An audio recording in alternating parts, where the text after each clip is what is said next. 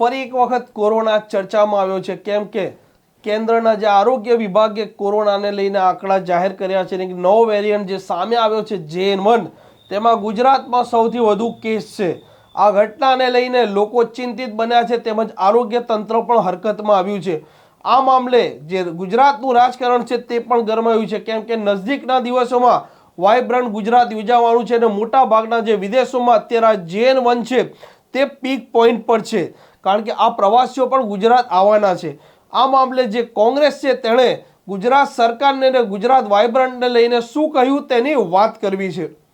નમસ્કાર, આપ જોઈ રહ્યા છો નવજીવન ન્યૂઝ. હું છું આપની સાથે તોફિક ગાંચી. કોરોનાએ કેવો હાહાકાર મચાવ્યો, અનેકના મોત થયા, એ આપણા દરેકના સામે છે. તેવામાં ફરી એક વખત કોરોના ચર્ચામાં આવ્યો છે. JN1 નામનો એક વેરિયન્ટ છે તે અત્યારે દેશમાં સૌથી વધારે ગુજરાતમાં કેસ નોંધાયેલાનું આરોગ્ય વિભાગે જ જાહેર કર્યું છે. ગુજરાતનું આરોગ્ય વિભાગ પણ હવે સક્રિય બન્યું છે અને કેન્દ્રએ માર્ગદર્શિકા પણ જાહેર કરી છે. તેવામાં આજે ગુજરાતમાં જાન્યુઆરીમાં જે વાઇબ્રન્ટ ગુજરાતનો જે કાર્યક્રમ યોજાવાનો છે, તેમાં વિદેશમાંથી અનેક મહેમાન આવવાના છે અને એવા દેશોમાંથી આવવાના છે જ્યાં JN1નો જે વેરિયન્ટ છે તે પીક પોઈન્ટ પર છે.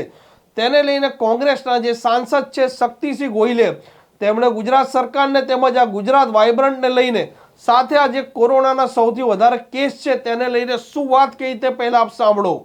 સરકાર આગોતરું આયોજન કરે, ગંભીરતાથી આ અંગે વિચારણા કરે એવી માંગ હું કરું છું.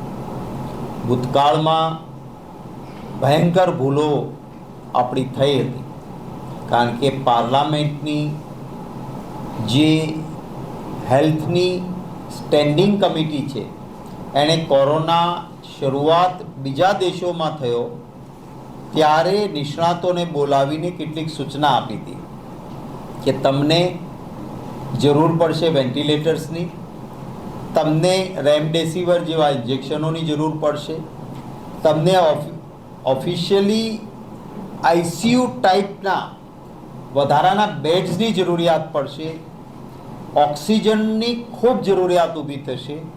આટલી વસ્તુ કરો એવું કોરોના આવ્યો એ પહેલાં કહ્યું હતું, પરંતુ ભારતીય જનતા પાર્ટીની સરકારે અનદેખી કરી અને ત્યારે આપણે ખૂબ સહન કર્યું.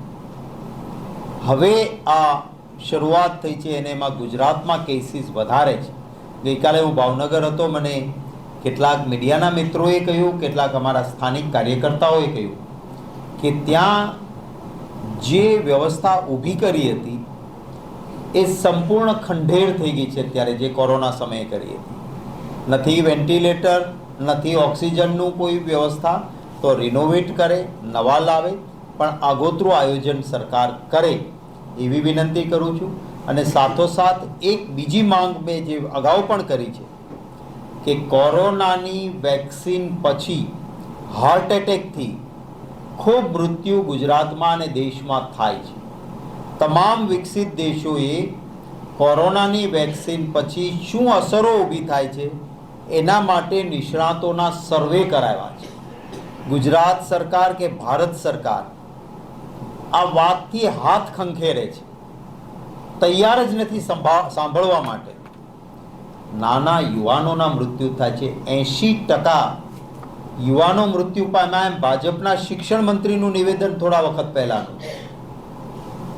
અને એમ છતાં સરકાર આંખ આડા કાન કરે. આ ખાલી સર્વે કરીને તમે જાણો તો ખરા કે કયું વેક્સિન લીધું હતું, કેટલા ડોઝ લીધા હતા અને એની શું આડઅસર થાય છે.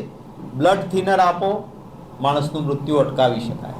પ્રિકોશનરી ડૉક્ટર પાસે જઈને એને રેગ્યુલર ચેકઅપ કરાવવાનું હોય, માણસનું મૃત્યુ અટકાવી શકાય.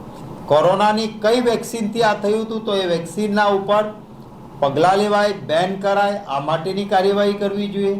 સરકાર કશું જ ધ્યાને લેતી નથી. આજે હું પુનઃ માંગ કરું છું કે આ અંગે પણ સરકાર ગંભીર બને. જે પ્રકારે શક્તિસિંહ આ JN1ને લઈને વાત કરી છે, રાજ્ય સરકારે તેમજ કેન્દ્ર સરકારે ભૂતકાળમાં જ્યારે કોરોના હતો તેવા સમયે ઓક્સિજનની કમીના લીધે જે મોત થયા હતા તેની પણ વાત કરી છે. સાથે તેઓનું કહેવું હતું કે આ જે રસી આપ્યા બાદ જે યુવાનોમાં મૃત્યુ થઈ રહ્યા છે તેને લઈને પણ રાજ્ય તેમજ કેન્દ્ર સરકારે સર્વે કરવા જોઈએ. કયા પ્રકારની રસી તેઓએ લીધેલું હતું તેના કારણ સુધી પણ પહોંચવું જોઈએ, જેથી કરીને આ યુવાનોમાં હાર્ટ એટેકને લઈને જે મૃત્યુ થયા છે તે જ જાણી શકાય.